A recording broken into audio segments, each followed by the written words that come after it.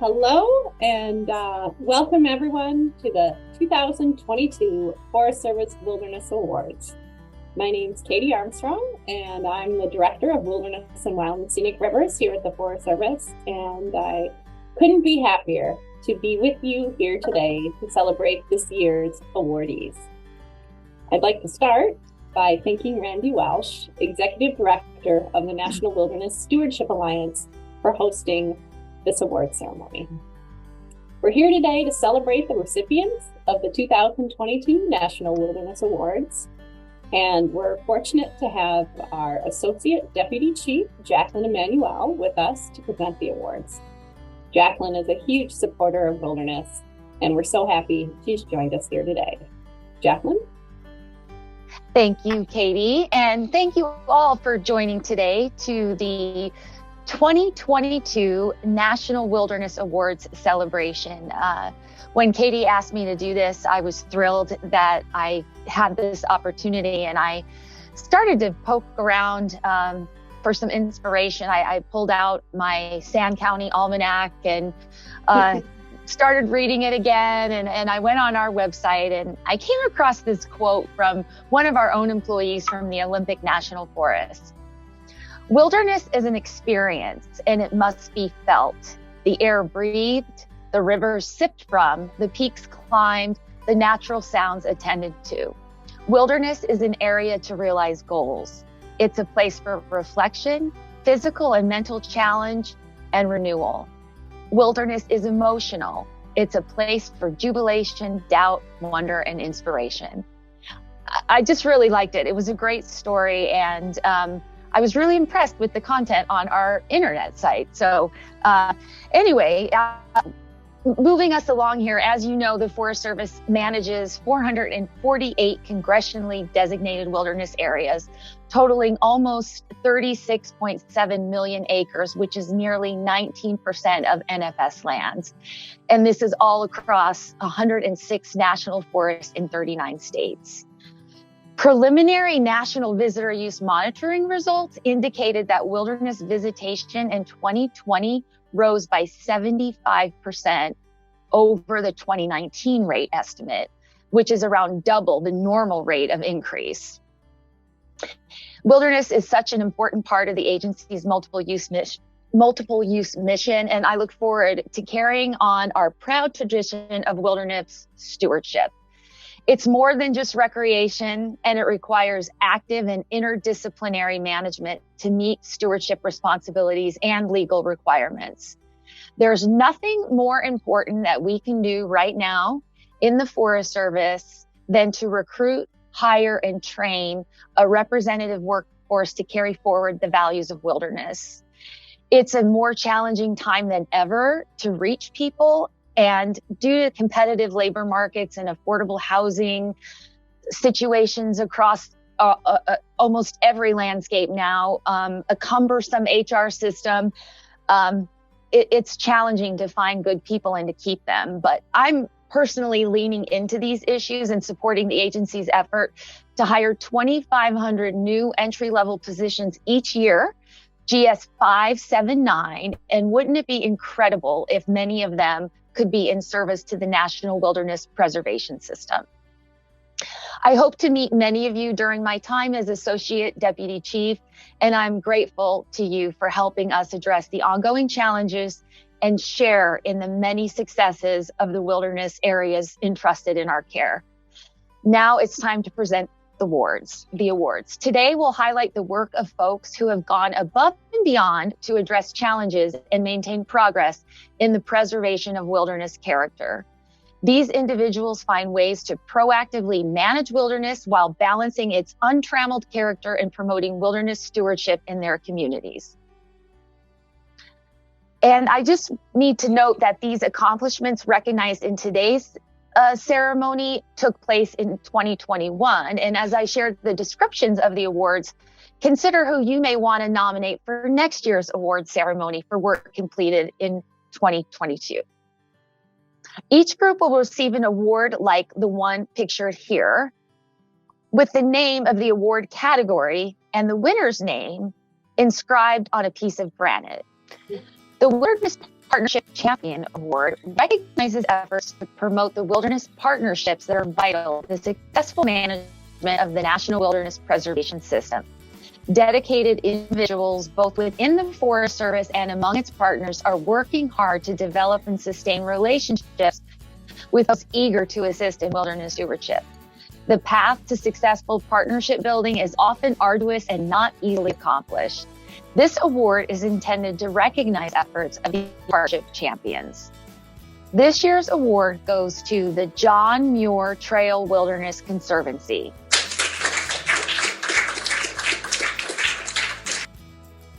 The John Muir Trail Wilderness Conservancy is a nonprofit organization with the mission of caring for the wilderness, wildlife, and waters along the John Muir Trail in the high Sierra Nevada of California for people to enjoy in the centuries to come.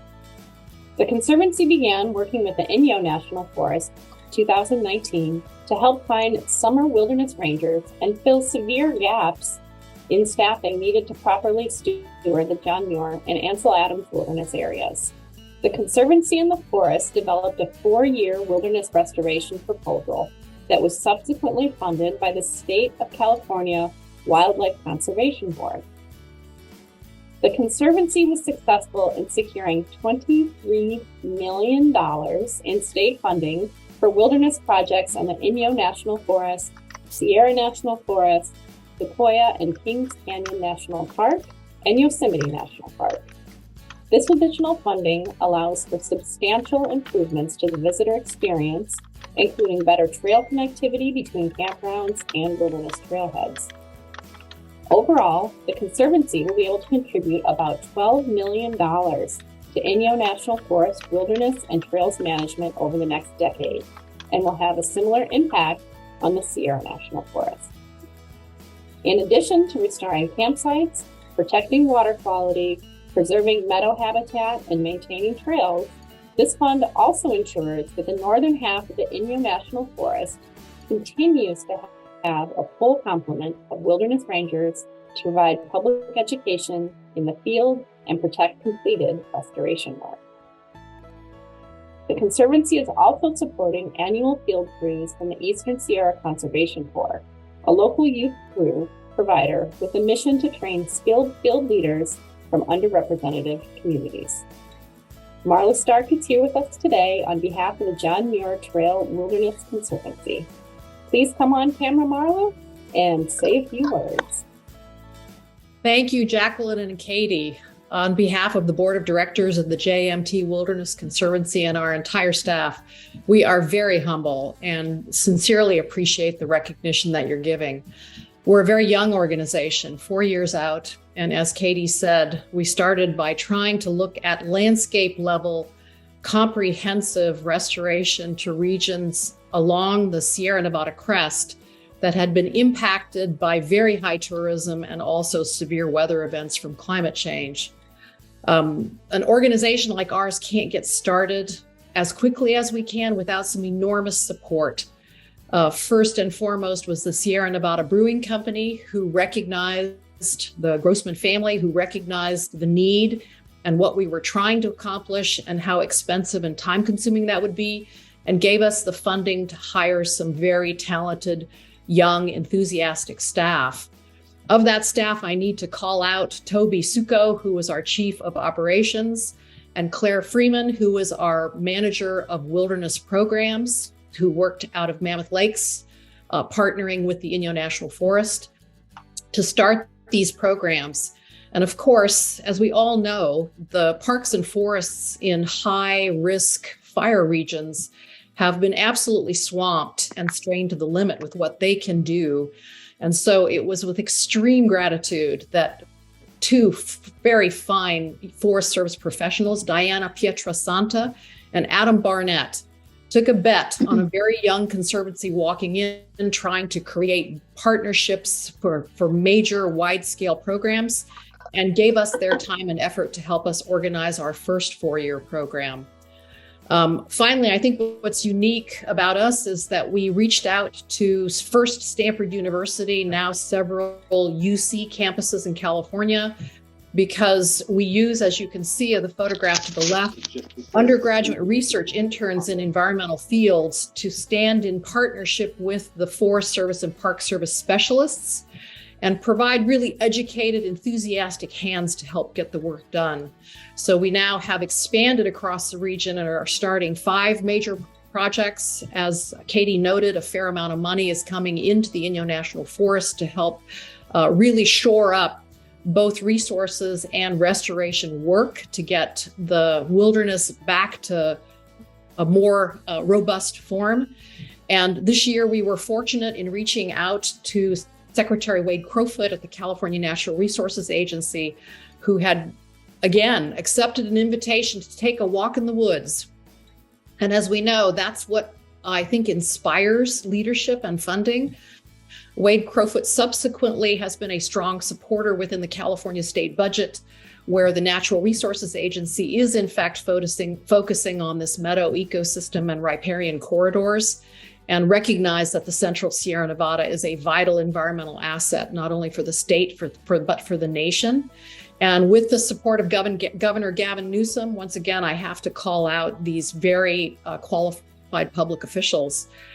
They gave us the support needed to really put in some very serious funding, partnered with our own foundation donations that will carry us forward for the next 6 to 8 years. So an extraordinary group effort of very talented people. I can't thank them all enough. And I certainly thank the U.S. Forest Service for this recognition. It is something that makes us feel very, very humble in light of the prodigious experience that is that are being given their awards today. So thank you all very much. Come out, enjoy the John Muir Trail sometime, and we'd love to host you.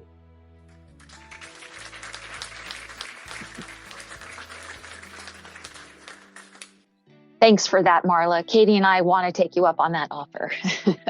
Superior, and to all the recipients of this year's Wilderness Awards. And thank you for those who submitted nominations to highlight their work. It's been my honor to present this year's awards, and I am struck by how much experience, energy, knowledge, enthusiasm exists in the wilderness community. I'm sure we'll continue to draw on all of your skills as we face the challenges in managing wilderness in the coming years. So thank you for having me, and congratulations again. Thank you, Jacqueline, and thank you for joining us.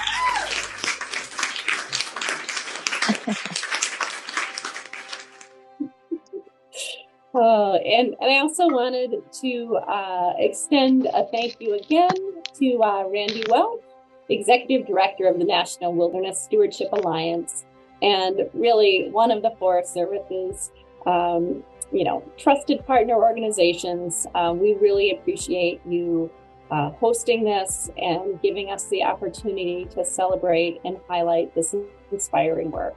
I also want to thank Dusty Vaughn and his team for the magnificent production value. I especially loved the applause. So thank you all for the work that you've done in support of wilderness. And thank you to everyone who tuned in today. This concludes our awards, but please do be thinking about nominations for next year's awards for work that's happening this year. All right, with that, thank you, everyone. Goodbye.